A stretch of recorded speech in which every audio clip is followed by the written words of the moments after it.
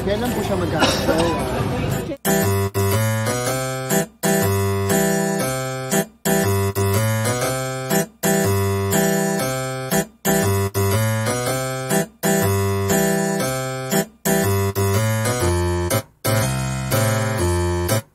Pag ako sa palad ko, nung manghula, may tinuro siya agad eh. Meron siyang term na sinabi. Talagang naisip ko na, ay, totoo nga.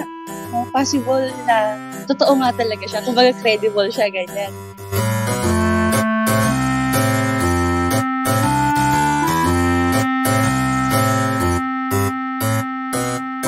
Yung friend ko po, si Jen, nakita niya yung maghuhula. May mga nagpapahula sa kanya.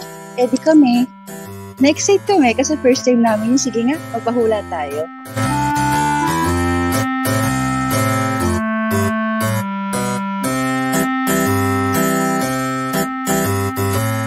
Kailan po kaya magkakajowa?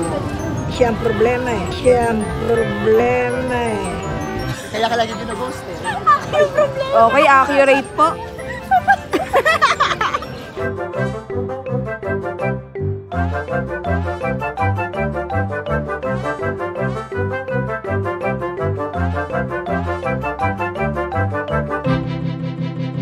Nagsisenter po kasi yung sinabi ng manghula doon sa mahina yung loob.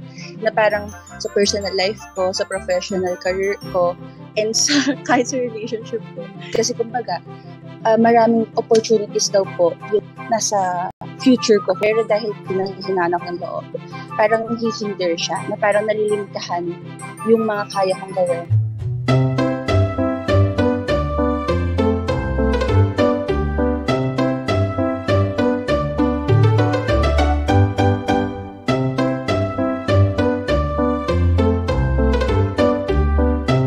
Sabi rin po kasi ng mga hula doon is huwag kang maging doubtful.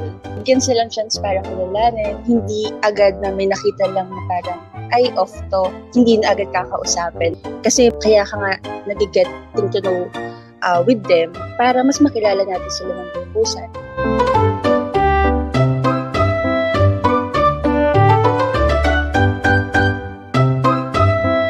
Huwag po tayong didepende fully doon sa sinabi ng mga hula.